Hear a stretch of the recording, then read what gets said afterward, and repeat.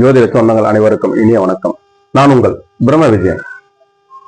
நம்ம இன்னைக்கு என்ன வீடியோ பார்க்க போறோம் அப்படின்னு கேட்டீங்கன்னா, ஜோதிடத்துல பலன் சொல்றதுக்கு பல விதமான விதிகள் இருக்கு. அதுல கிரகங்கள், நட்சத்திரங்கள், பாவம் அல்லது ராசி இது சம்பந்தமா நம்ம பார்த்துதான் பலனை சொல்றோம். இப்போ அதுல ஒரு குறிப்பிட்ட ஒரு விதி தான் இந்த கிரக லத்தை அப்படின்னு சொல்லுவாங்க. அதாவது கிரக உதைப்பு அப்படின்னு நம்ம சொல்றோம். ஆங்கிலத்துல பாத்தீங்கன்னா கிரக லட்டா அப்படின்னு சொல்லுவாங்க. அதாவது கிக், கிரகத்தோட கிக் அப்படின்னு சொல்லுவாங்க.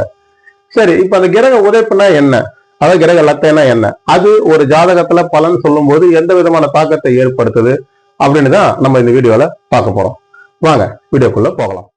ஒரு கிரகத்தோட லத்தை அல்லது உதைப்பு அப்படின்னா அது எல்லாமே நட்சத்திரத்தை அடிப்படையாக கொண்ட அமைப்பாக இருக்குது.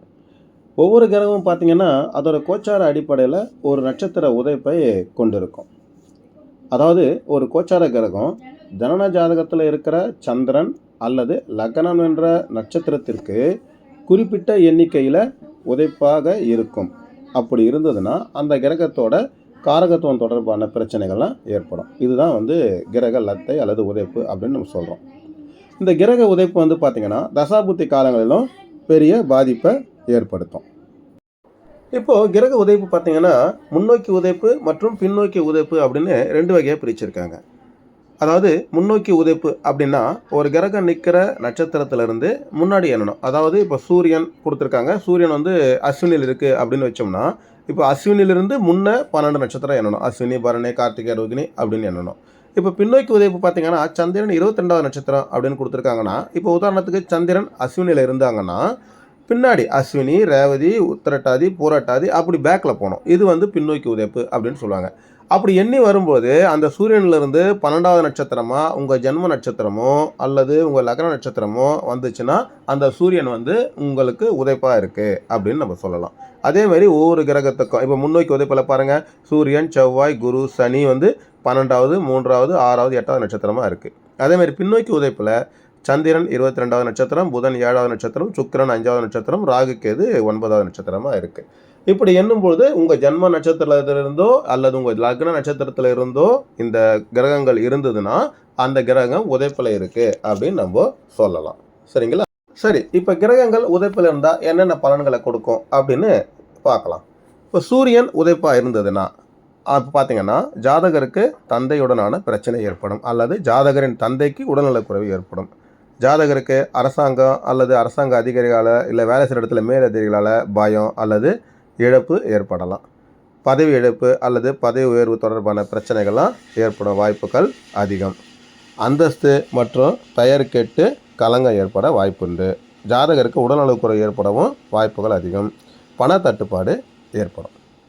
அதே போல் சந்திரன் உதைப்பாக இருந்ததுன்னா மனதில் சஞ்சலம் நிறைஞ்சு காணப்படும். பெரும் பண இழப்பு ஏற்பட வாய்ப்புகள் அதிகம். உணர்ச்சி ரீதியான உறுதியற்ற தன்மை ஏற்படும். எப்போதும் பதற்றத்தோடு இருக்க வைக்கும். சந்திரனோடு தீய கிரக சேர்க்கை மன வேதனை அளிக்கும். தற்காலிகமான உடல் பிரச்சனைகள்லாம் கொடுக்கும். இப்போது செவ்வாய் உதைப்பாக இருக்குது அப்படின்னா உடன் பிறந்தவரோடோ அல்லது கணவரோட தேவையற்ற பிரச்சனைகள்லாம் ஏற்படுத்தும். தகராறு, தேவையற்ற சண்டை, காவல் வழக்கு, விபத்து போன்றவையெல்லாம் ஏற்பட வாய்ப்புகள் அதிகம். மிகவும் சிரமப்பட்டு தான் எந்த செயலையும் செய்ய வேண்டி இருக்கும்.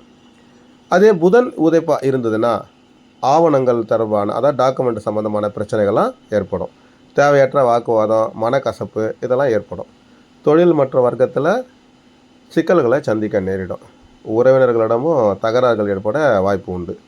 மன ரீதியான பிரச்சனைகள் எல்லாம் சந்திக்க நேரிடும். இப்போ குரு உதைப்பில் இருந்தது பார்த்திங்கன்னா ஜாதகருக்கு அதிர்ஷ்டம் இல்லாமல் துரதிர்ஷ்டம் நிறைந்த காலமாக அது இருக்கும். செல்வ இழப்பு ஏற்படும். குழந்தைகள் மூலம் ஏதாவது பிரச்சனை அல்லது பண விரயம் ஏற்பட வாய்ப்பு அதிகம். செய்யும் வேலை அல்லது தொழிலில் பிரச்சனைகள் ஏற்படவும் வாய்ப்பு இருக்குது. அதே போல் சுக்கிரன் உதைப்பாக இருந்ததுன்னா பணம் மற்றும் நிதி சம்பந்தமான பல பிரச்சனைகளை சந்திக்க வேண்டியிருக்கும். மனைவி அல்லது கணவரோடு பிரச்சனைகளை ஏற்படுத்தும். உறவினர்களிடமும் தகராறு அல்லது பிரிவு ஏற்பட வாய்ப்புகளும் அதிகம். திருமணம் தொடர்பான பிரச்சனைகளை ஏற்படுத்தும். காதலர்களோட பிரச்சனைகளை ஏற்படுத்தும். அதே போல் சனி பகவான் பார்த்திங்கன்னா அரசாங்கத்தால் பிரச்சனைகளை ஏற்படும். அரச தண்டனை காரணமாக பண இழப்பு ஏற்படவும் வாய்ப்பு இருக்குது. நோயால் அவதிப்பட வேண்டியிருக்கும். ஜாதகர் வந்து துக்கமான நிகழ்வுகள்லாம் சந்திக்க வேண்டியிருக்கும். ராகுகேது உதைப்பில் இருந்தது பார்த்திங்கன்னா எளிதில் கண்டறிய முடியாத உடலில் பிரச்சனைகள்லாம் கொண்டு வரும். தேவையற்ற மன அழுத்தம் அதிகமாக இருக்கும். மோசடி மற்றும் திருட்டால் பண இழப்பு ஏற்பட வாய்ப்புண்டு. அரசு தண்டனை மற்றும் சிறை செல்லக்கூடிய நிலையும் உண்டாகும். குடும்பத்தினரிலிருந்து பிரிந்து வாழக்கூடிய நிலை கூட ஏற்படலாம். இப்போ கிரகங்கள் உதைப்பில் இருந்தால் அப்படின்னு சொன்னோம். இதையே வந்து அதிபதியாக சொல்லணும். அது எப்படின்னு பார்த்தோம்னா 6ஆம் அதிபதி உதைப்பில் இருந்ததுன்னா வழக்கு அல்லது நோய் அல்லது எதிரிகள் தொடர்பான பிரச்சனைகள்லாம் நமக்கு கொடுக்கும். 7ஆம் அதிபதி உதைப்பில் இருந்தாருன்னா திருமணம் அல்லது வாழ்க்கை துணை அல்லது உறவுகளில் சில பிரச்சனைகளெல்லாம் கொண்டு வரும். 10ஆம் அதிபதி உதைப்பில் இருந்தால் தொழில் மற்றும் வேலையில் பிரச்சனைகளை அதிகமாக கொடுக்கும். இதுதான் வந்து கிரக உதைப்பு, அதற்குண்டான பலன்கள். இந்த வீடியோ உங்களுக்கு பிடிச்சிருந்தா லைக் பண்ணுங்கள், ஷேர் பண்ணுங்கள், சப்ஸ்கிரைப் பண்ணுங்கள். மீண்டும் உங்களை அடுத்த வீடியோவில் சந்திக்கிறேன். நன்றி, வணக்கம்.